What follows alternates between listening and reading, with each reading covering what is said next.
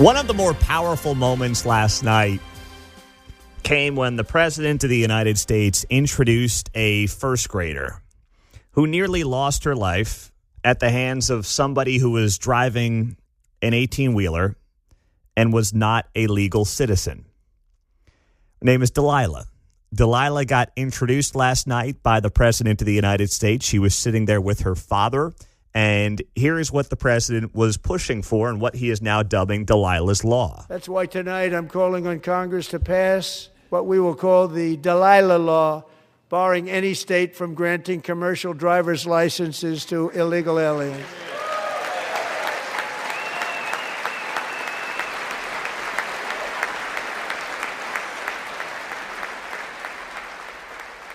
So let me just ask you why someone would be against that. Even if you, let's say, are not a fan of the Save America Act, which is about voter ID and, trying to tighten some of those restrictions about voter ID around the country, you might say, well, that's about voting and winning elections. What's the case for being against a law like this with Delilah's Law, where you have this first grader who, God bless her, as someone who's got kids Delilah's age, I'm looking at this little girl and I'm thinking to myself, my goodness, that could have been my kid. Delilah Coleman, a first grader who was severely injured in a car accident caused by an illegal alien driving a semi with a CDL. Her injuries include a traumatic brain injury, cerebral palsy, and she will need lifelong care and therapy.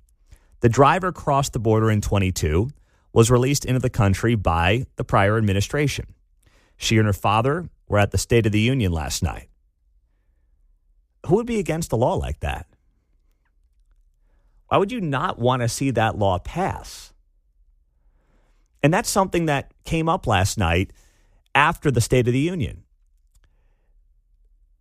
Sean Duffy was on with Jake Tapper on CNN, and they talked specifically about Delilah's Law.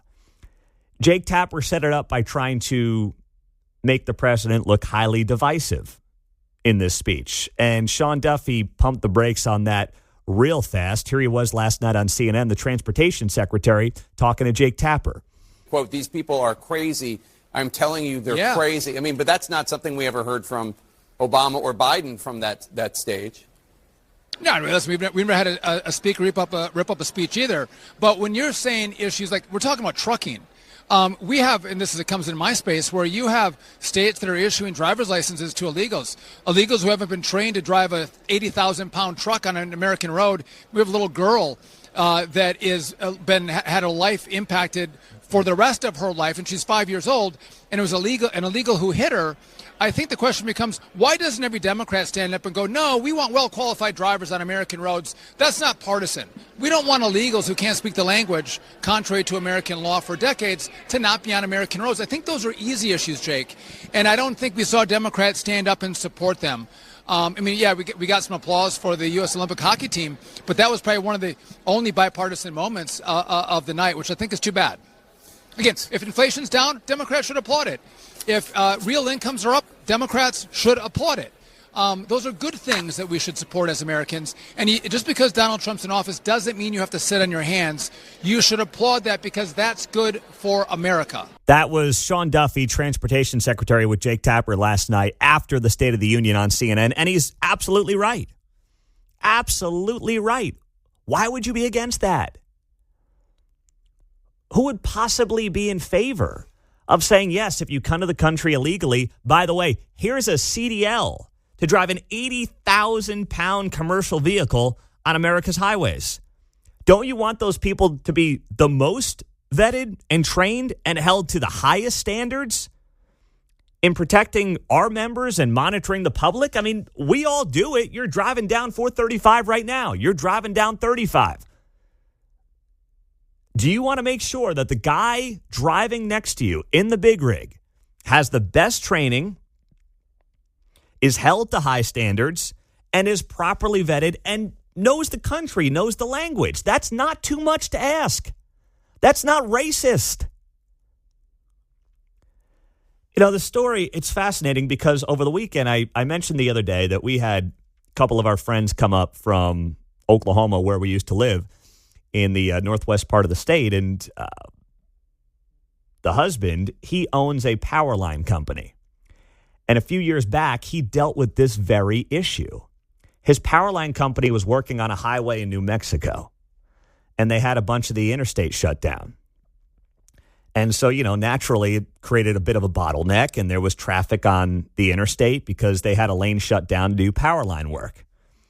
Well, what happened, and this was a few years back, an illegal was driving a big rig, watching a movie on his iPad, never saw the slowdown coming, plowed into the vehicles, and a bunch of people passed away and died.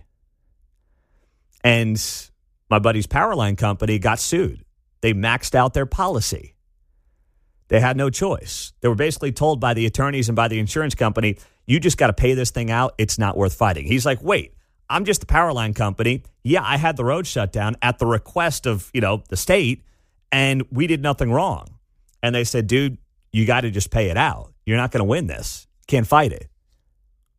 So he had to max out his policy because, once again, you had someone who should never have been behind that wheel, watching a movie on an iPad, never slowing down, and plowing into a bunch of people on the internet or on the interstate, and they end up losing their lives.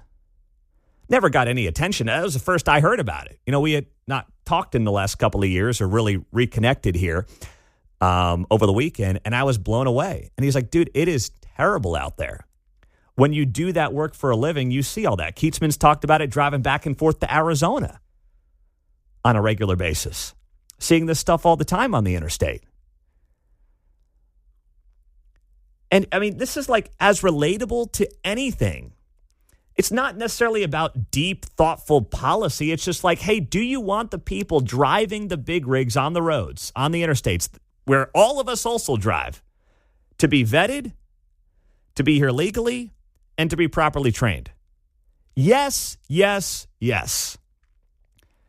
And that outside of when the president said last night, please stand if you put American citizens ahead of those who are here illegally, outside of that moment last night, I thought that this was one of the more underrated moments from last night's speech, that if Republicans are smart, and they're not always the smartest either, if they're smart, they'll use that moment and they'll use that issue. First and foremost, to try to get good policy passed, because it feels like a no-brainer to pass Delilah's law. I don't know how you could be against that and why you would want to be against that.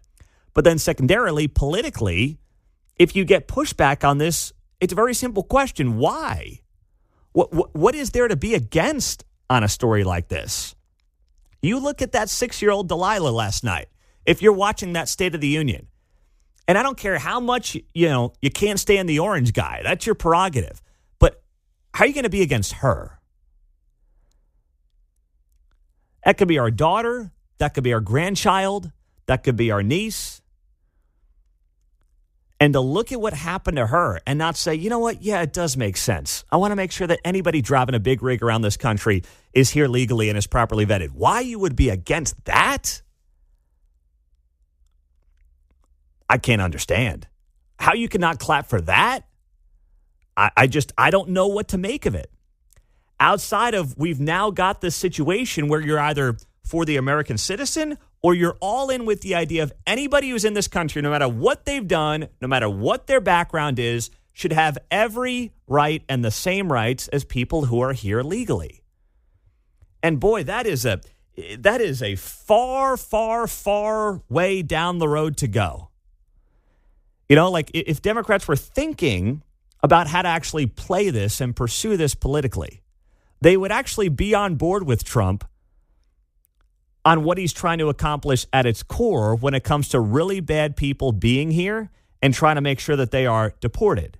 And then you would also say, sure, I'll give you a win on this CDL deal. I'll do all those things. But I think you're going too far for reasons A, B, and C. They were smart. That's how they play it. And if they were reasonable, that's how they play it.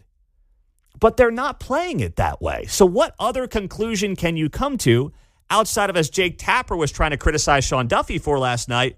You're crazy. You're nuts. You're crazy. quote, these people are crazy. I mean, what other conclusion are you supposed to come to when we can't get a round of applause across the political spectrum on making sure people who drive 80,000-pound vehicles that could injure or, God forbid, kill anybody on the roads right now in Kansas City or anywhere else in the country is vetted, is legal, can speak the language, can read the signs, and is properly trained? How? 913-408-7957. Here's more what the president had to say last night on this proposed Delilah's Law that would make sure that people who are driving big rigs have the proper vetting, training, and legal background. I hosted a ceremony with Americans who lost their treasured loved ones to the scourge of illegal immigration. People came into our country, how we allowed this to happen with our open borders. These are the angel moms and families that for decades our government betrayed and our media totally ignored. It was terrible. Hard to believe, actually. It is hard to believe. It's absolutely hard to believe that the conversation even has to be had. And at a time when it's hard to find unity outside of Team USA going out there and going rah-rah and holding up their gold medals. And by the way, I did predict that Democrats would stand up for that last night. They did. I think it was the only thing they stood for, but they did. They couldn't find a couple other things to at least politely clap for. And that is just absolutely shocking to me. 913-408-7957. Steve's in KCK. He's a truck driver. What's up, Steve? Good morning, Pete.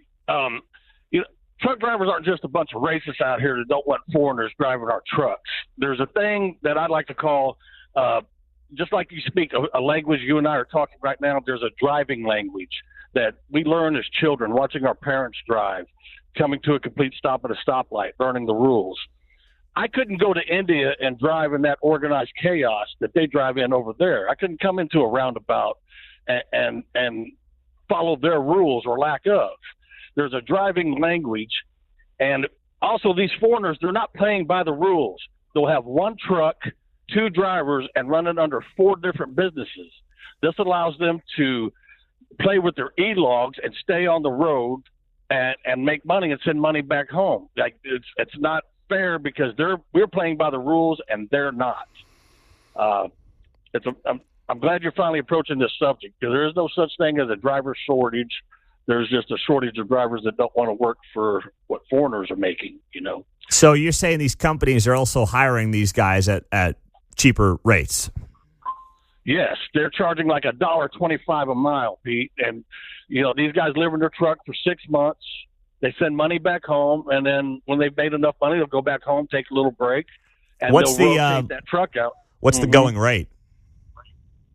A good rate of $2.50 a mile. That's what truckers used to make, $2.50. If you got $3 a mile, you were doing real good. That's what an American truck driver owner-operator needs to make to cover his cost, his fuel, his insurance, his federal regulations, and play by the rules. I think you had a story just a few weeks ago about a couple of illegal aliens stealing 400 gallons of gas, gallons of fuel. Can you hold these companies accountable in a better way too, Steve? Do you think? I think they could. I think they really could. We need just a few limit of American companies on e-logs. You shouldn't be able to control e-logs in a foreign country. You've got there's a lot of these businesses it's one address, 6 businesses under one address, and it's some apartment building in Minnesota. Yeah. And they're able to adjust their logs in a foreign country. They're set up in India, they're set up in Ukraine. That's where they've incorporated their businesses. So they can adjust their e-logs outside of the country and keep their drivers on the road 24 hours a day, where an American truck driver, he has to take a 10-hour break. Yeah. So they're undercutting it. They're driving on the roads when they shouldn't. They're tired. They're putting people at risk. I mean, that's just thank you, Steve. That's a great call. Hey, can I say one more thing, Pete? Yeah, sure. Real truck drivers don't wear flip-flops. Thank you, Pete. Oh, man. I can't imagine. I love flip-flops. Sometimes I'll take the girls out. We'll, run an errand. We'll do a drive through. We'll do a Hy-Vee pickup order. And I say, just get in the car. You don't need your shoes on. And they'll say, but you're putting your shoes on. I'm like, yes, because I have to drive the car. I can't drive the car without shoes. I mean, I can't do it barefoot. I mean, I could, but it's not safe to do. And they're like, oh, okay. But I love a good pair of flip-flops. But I agree. Not the safest way to drive.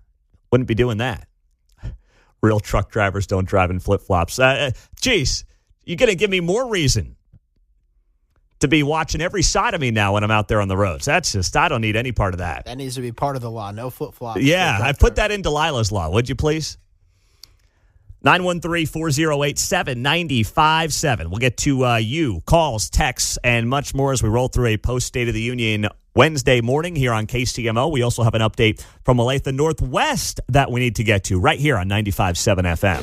So this truck driver story, a lot of you chiming in on the text line, on the studio line at 913-408-7957. Pete, thanks for bringing the truck drivers on to speak. Truck drivers are the backbone of America, bringing goods everywhere that they need to go. Yeah, and you know what?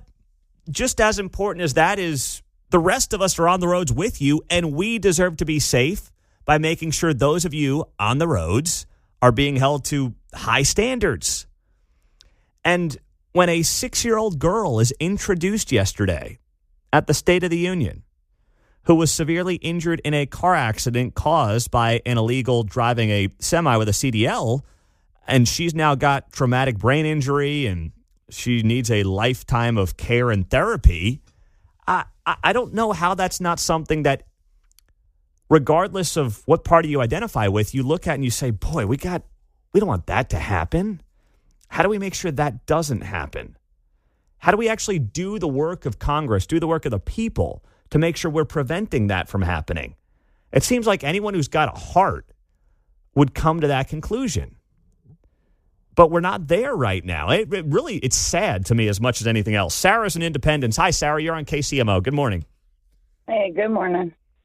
I had seen on Highway Patrol, I'm not sure which states, but they have started confiscating their trailers, towing their trucks if they can't pass the English test or their logs aren't right, whatever. You work in the industry? Do you work in the business, Sarah? I deliver diesel parts to truck drivers, so I meet them on the road too. Okay. Yeah. So are you starting to see more of a crackdown then, is what you're saying? I hope so. I've seen it in some states. I'm not sure if it's in Missouri or Kansas, but I know it's been controlled by the Highway Patrol. And they're pulling them over like at the scale houses and stuff, and they're towing their trucks, and they're making the companies come pick up the trailers. They're confiscating the trailers and everything in them. Well, you know what? I hope that the crackdown is happening, Sarah. Thanks for the good work. We appreciate it. All right. Thanks, guys. Thanks so much. Let's go to Judy on KCMO. Go ahead, Judy. Got a minute? It is yours. Yeah, I used to be a driver trainer, and the manual, when we went from chauffeur's license to driver to a CDL, the manual said you must be able to read, write, understand, and speak English reasonably well. And the truck drivers that I worked with thought, oh, great, we're going to get some standards here. It didn't take us long to figure out that the only thing that the CDL was going to do was create a way for the states to end up with the ability to charge truck drivers more for licensing. And it looked good. It was really good window dressing and everything, but it didn't really do that much for safety as they said it was going to be. And it just cost us more time off the road to study the manual. I mean, everything in the manual we already knew. It just took us more time to take more testing, and it cost us more for testing. But, Thank you, Judy. I'm sorry. I'm up against it. I got to run. But your point is well taken. And, that's too bad. I mean, it's really just too bad that these barriers that were maybe intended to do the right thing actually backfired, and just sounds to me like it's created more of a headache, more bureaucracy, and has not made things any safer, to your point. So I appreciate that.